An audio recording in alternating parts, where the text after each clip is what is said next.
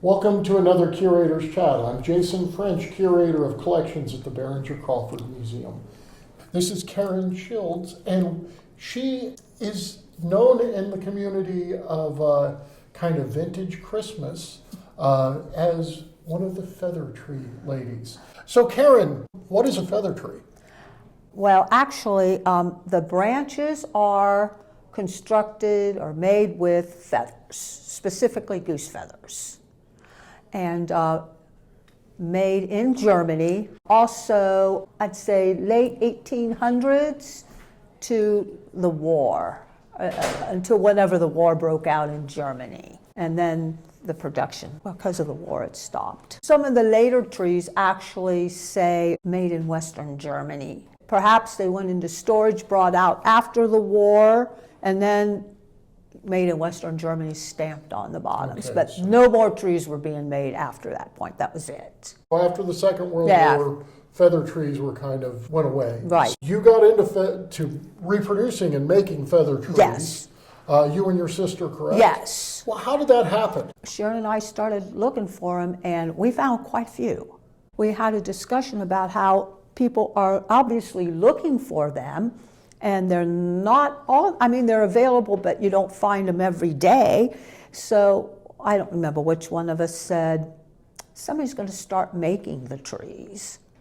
And we go, oh, maybe we could be the ones that try to start making the trees, and that's what we did. We never took a tree apart, but we knew that they were feathers and wire and a tree trunk, which would be a dowel rod, and then our dad's was a carpenter, and he could make little bases.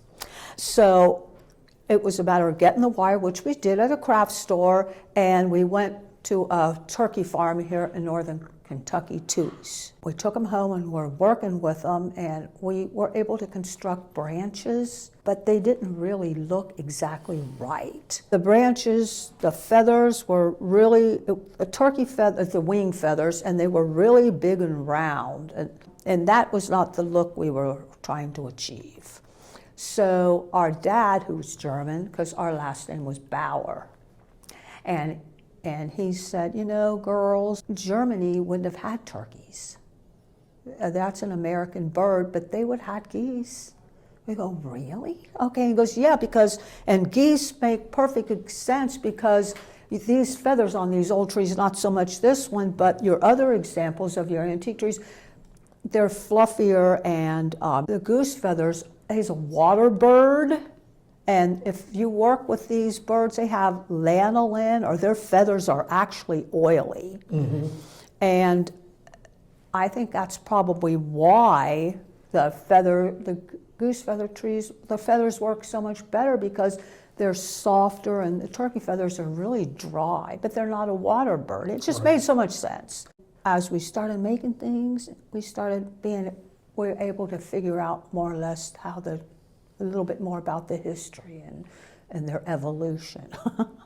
Karen and I always started out with the white feathers, like this. That's a goose feather. And then we dye them. You use Elmer's, and then this wire is the wire you find on a spool. You glue the wire.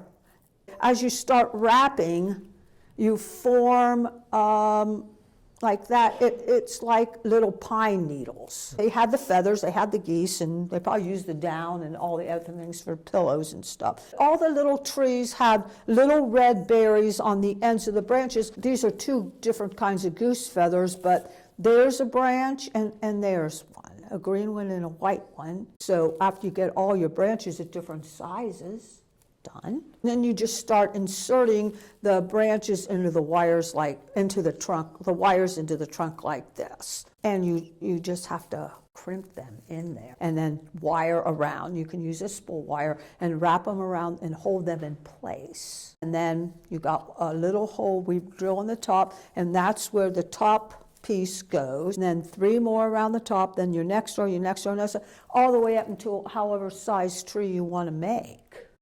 A lot of customers say, I don't have an antique ornament collection like these all have on them.